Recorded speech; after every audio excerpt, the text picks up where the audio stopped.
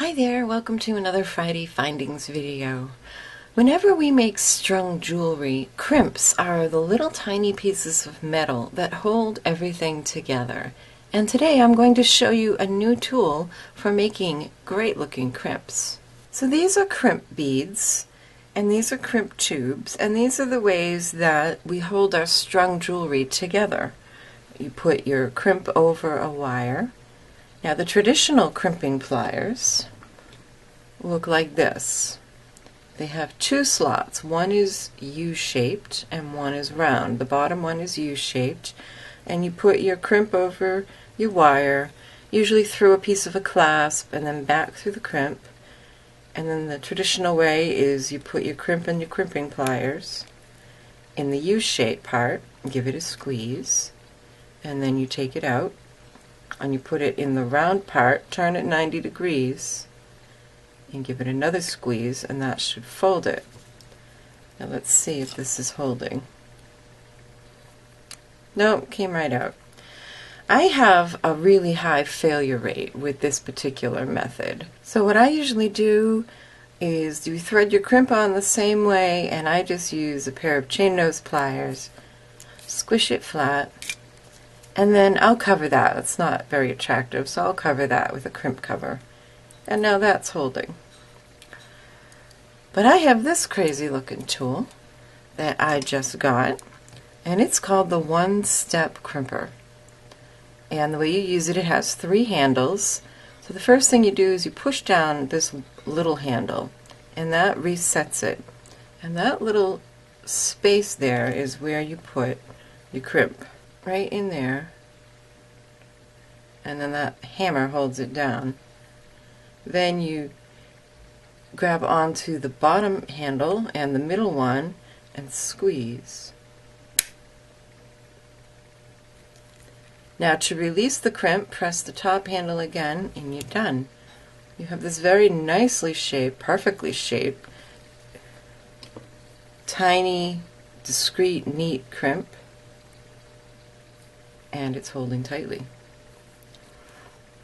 So let me show you just down here one more time. Handle down, put your crimp in, squeeze the two handles. It works best if you hold the middle handle with your dominant hand and hold the wires with your non-dominant hand. And I'm going to zoom in and do that in slow motion. Little handle, put your piece in. Now hold on to the squeeze the two big handles.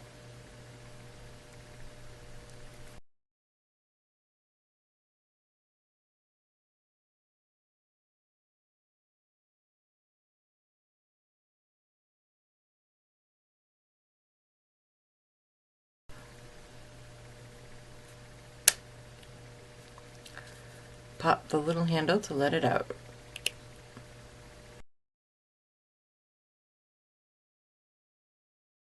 Nice and strong, and it looks good too. Very neat.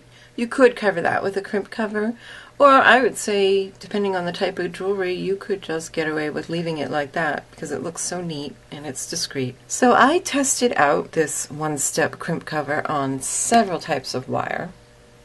I tested it out on thick, chunky wire. I used crimp beads, and I also tried crimp tubes. These are 3 by 2 millimeter crimp tubes, and I didn't care for the way they looked at all. First of all, the bed of the crimper is only 2 millimeters wide, so I wouldn't go with anything that's longer than 2 millimeters. And I don't know why you would use such a long crimp tube anyways.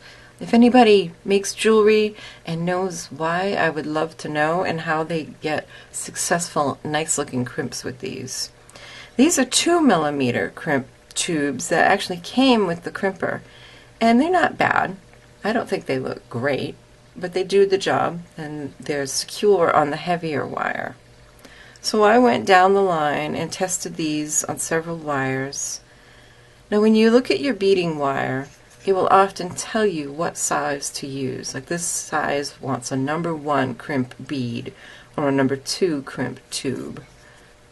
And I usually don't pay much attention to that, and I found there isn't much that doesn't work on any of these with the One Step Crimper, except the very finest of wire. You can see this is 0.12 wire, and the crimp tubes didn't work, but the crimp beads hold just fine. So if you're going to do a lot of crimping, this might be a nice tool to have. It makes your job very easy, but a few key points. First of all, something I always tell you, whether I'm flattening crimps or however I'm attaching them, is that your wires must lie parallel inside the tube, and that's just as important here. Don't let them be crossed. And I've found I have better luck consistently with crimp beads rather than crimp tubes. I would likely just avoid crimp tubes if I want successful beads. And you should always, always, always take a pair of pliers and test your connection after you've made it before you proceed, because they do fail sometimes. But like I said, I have a much higher failure rate with these crimpers or with the crimp tubes. And the crimp beads give really a neater finish than crimp tubes that I've found, but I'd love to hear from anybody who's had different success. So it's a fun tool. It's called the One Step Crimper from Bead Buddy, and perfect crimps in one squeeze.